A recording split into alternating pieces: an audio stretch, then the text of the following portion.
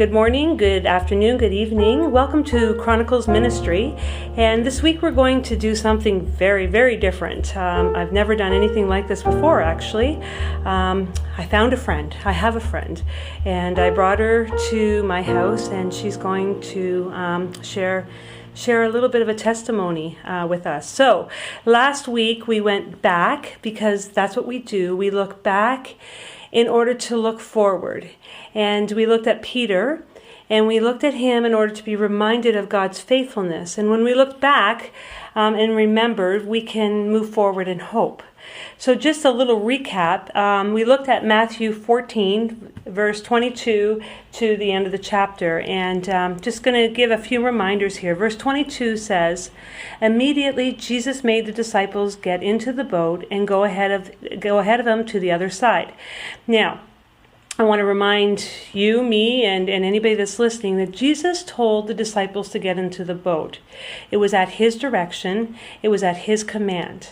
Now, verse 24 states, "And the boat was already a considerable distance from land, buffeted by the waves because the wind was against it. Now the disciples were rowing in obedience. The storm came, and it made rowing very, very difficult, but they were being obedient." Now, verse 25 states, "Shortly before dawn, Jesus went out to them walking on the lake."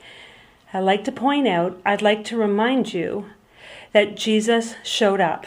Jesus showed up in the middle of the storm.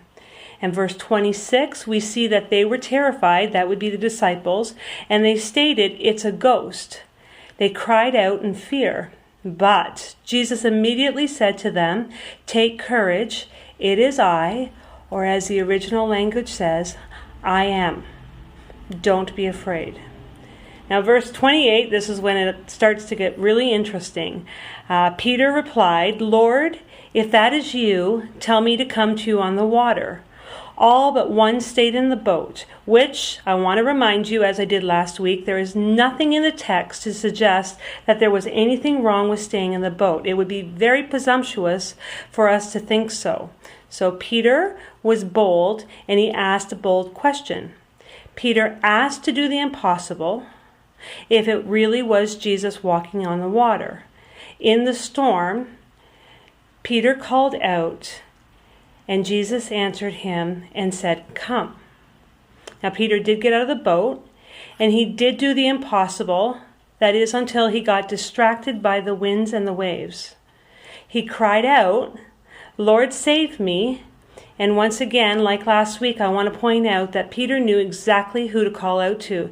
He did not try to save himself. He called out to his Jesus. And immediately in verse 31, we see that Jesus reached out his hand and caught him. And he brought him back to the boat. They climbed into the boat, and the wind died down. Now, these men, contextually, their lives were with Jesus and for Jesus. They were on mission, and they were on mission for Jesus. And actually, when we move forward, at the end of the verse, when we move forward to, verse 32, it says, "And when they climbed into the boat, the wind died down. Then those who were in the boat worshipped him, saying, 'Truly you are the Son of God.' And then, when they crossed over, they landed. And when the men of that place recognized Jesus, they sent word to all the surrounding country. People brought all their sick to him and begged him to let the sick just touch the edge of his cloak. And all who touched him were healed." You see, they went to work. They went to work despite the storm, despite the fear, and Jesus showed up. So, back to what I said earlier, I'm doing something a little different. I brought my friend Desiree here today. Say hi, Desiree. Hi. And I was thinking about her, and I was hoping that she would come and share a little bit of a faith story, a boat story, because I know she's been sent on a boat. And I think that her testimony can help us. So, Desiree, my question to you is your life on mission with and for Jesus, and how? I believe that it is. And do you want me to give a little bit of my background yes, of please. the boat? Okay, Yes. so I am I am a pastor's wife, but I'm also on staff at the church that my husband and I lead at. And about 5.5 years ago, we were asked by God to get into a boat and make a huge change in our ministry location and to grow his church in the north end of our city. And we ventured on this journey, and that's kind of where I'm at right now, where I am working in this church that we have kind of planted in the north end of our city. Yeah, so not kind of. Well, we have. Yeah, exactly. We've planted. So you would say to me that your boat, your direction from Jesus was to go plant a church in the north end. Yes. And you did it. Very much so. You did it. You listened to Jesus' command. Yes, we did. Mm-hmm. Have storms come? Definitely. They have come. It's... they were storms that I wasn't expecting. So I knew that there would be major storms, and you can never prepare for a storm. You think you can, but you can't. I mean, I thought that one of the storms would be the financial cut that we took in our weekly paycheck, and we thought, we can get through that, but we know there'll be storms. I also lost my job, and then didn't realize that I would gain another job, but we managed through that as well, and figured that out, and trying to find out where my fit would be in the new church plant. And but then I was broadsided. I was completely I was just completely taken by the storm that I did not realize was going to happen, and that was the storm of loss of major friendships. Okay. So that was the big storm that I didn't expect coming. It broadsided me. Yeah.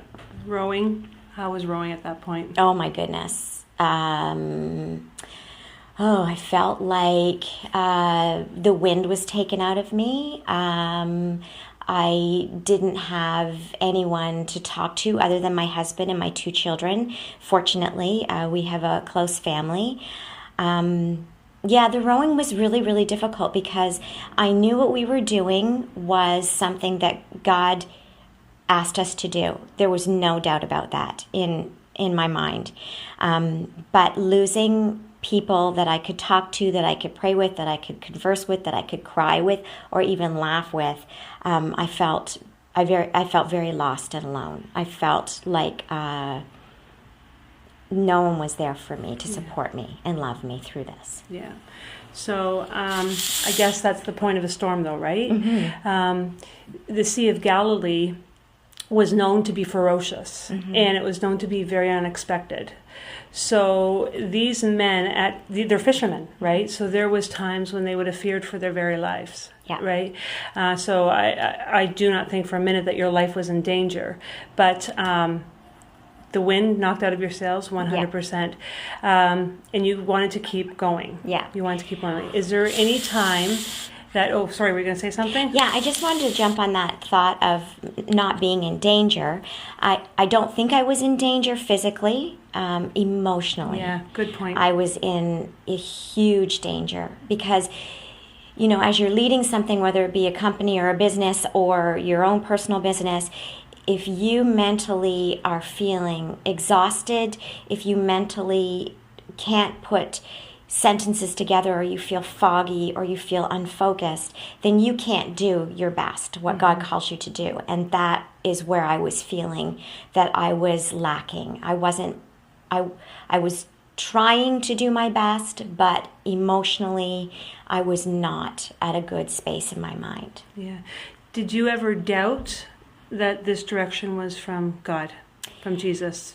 No. Okay. I didn't doubt, but I did say to my husband at times, I wish that we moved cities instead of just moving to the north end of the city, because it would have been easier for me emotionally to separate and allow those friendships to die and to grieve them than being in the same city with the friendships and having it in my face all the time. Okay.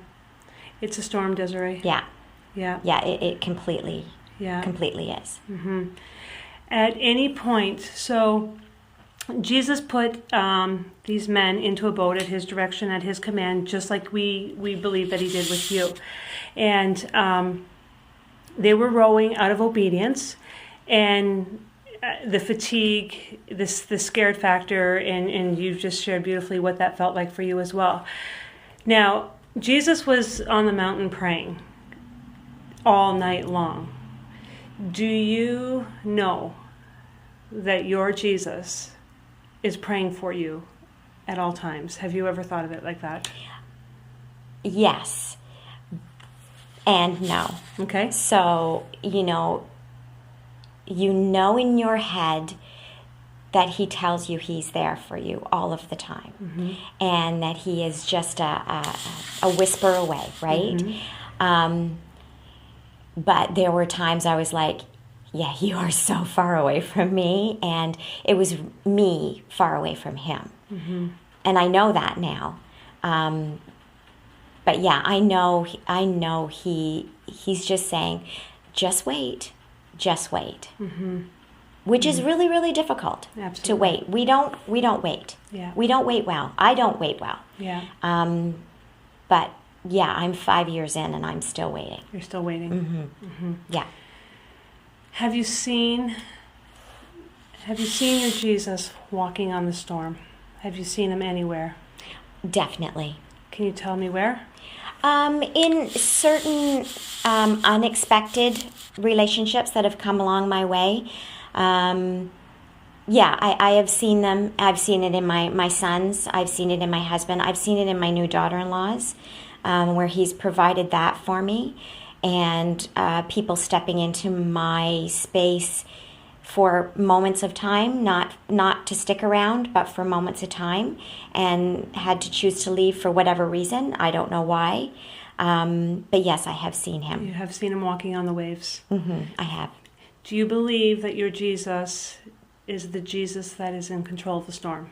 Oh, definitely. Okay. Yeah, definitely. Yeah. Has he called you to step out of the boat and walk on the storm? Has he asked you to do the miraculous? Has he called you to do the miraculous?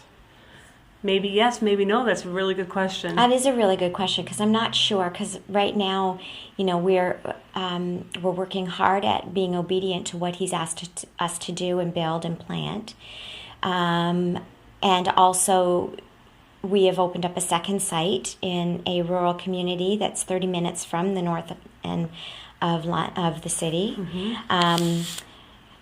So I don't know. I keep moving forward and keep trying to be obedient in what he's asking me to do as I continue to help build teams, continue to help in the area that needs to be helped with tasks and stuff at the church. Is that... Yeah. Okay. So, Desiree, what would you tell a woman that comes to you that feels like she's going in a direction that God has asked her to go into? There's just no question about it. And we can be pretty much guaranteed that there's going to be a storm that's going to come. And as you so wisely pointed out, what good is a storm if you can manage the storm? Right? Mm-hmm. Storms are unmanageable. So what would you tell somebody that storm comes like the loss of friendship? I mean, that's like a key thing for us women, right? Yeah. It may be something else, but what would you tell them? What would you tell them about being obedient to Jesus? What would you tell them about the storm? What would you tell them about getting out of the boat? What would you tell them about God's faithfulness?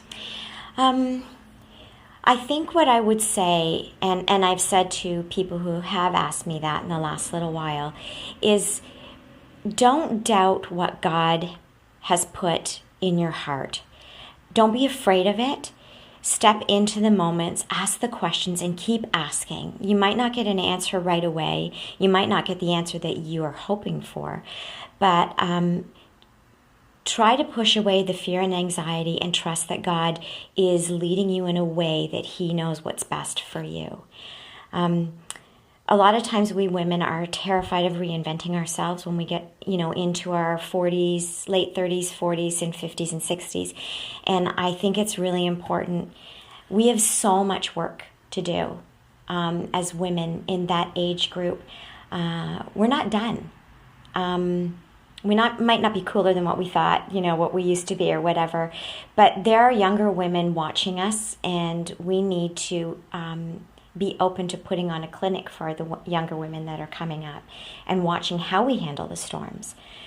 I think it's important that we be honest with them and tell them that it's not going to be easy, and to support them and reinvent themselves and try to put the fear and the anxiety behind them, and to do it in community. I think that's what I have missed the most in the last 5 years, is the community aspect of pushing me through this storm. Because I believe that we can walk through anxiety and fear together, and I think we're stronger together when we have those people beside us. So I think that's what I would say to people, to women who are doubting if God is really there for them. He's there. He's listening. He promises in Psalms that he sees and hears every prayer, and that he holds them. And we just have to trust that he's right beside us. And we need to be quiet. We have to allow ourselves to stop the negative conversation that's happening in our head, and we need to be quiet and allow him to calm the storm. My storm's still raging, and I've taken a lot of time to be quiet, but there's a reason why my storm is still raging. Yeah. So, and when it comes, it will be beautiful. Yeah. Yeah. All right. Any final thoughts that you would like to leave us with? I don't know. You don't know? All right. So, thank you for sharing that with us. And I like to remind Desiree, to encourage Desiree, and anybody that is willing to listen. God does give us direction, and he does send us, and he is with us. He is praying for us, and he goes ahead of us. He comes with us, and we know for sure that the storms do come. But we have scripture like Matthew, where we can see that God is faithful, just as he's been faithful to Desiree. The storms do come, and yet there he is. He shows up, and he showed up in your life as well. So row on, my friends. Be obedient. Expect the storms, but more importantly, expect Jesus, because he will come. He will show up. He's already there, but he showed up for these disciples, and he calmed the storm. And then they moved on. And they continued to work for and with Jesus. And I encourage you, Desiree, to continue to work for and with Jesus. And if that is church planning, then you keep doing it. And if it is encouraging young women, well, then keep doing it, or get to it, or whatever it is. But we serve a faithful God who sends on mission, who is with us in the difficulties, who brings peace and brings fulfillment to where he has called you to go. So, thank you, Desiree, for coming with. Thank you for inviting. And I hope that you all can find some peace in knowing that you're not alone, that it is hard. It is hard. And I thank you for sharing with us that it's still going on for 5 years. I don't like storms that go on for 5 years. I like 20-minute thunderstorms, and that's it. But may God bless you and keep you, all of you, as you continue on mission with and for our Jesus, who is strong and able to do immeasurably more than what we could ever ask or imagine. Until we meet again, may God bless you.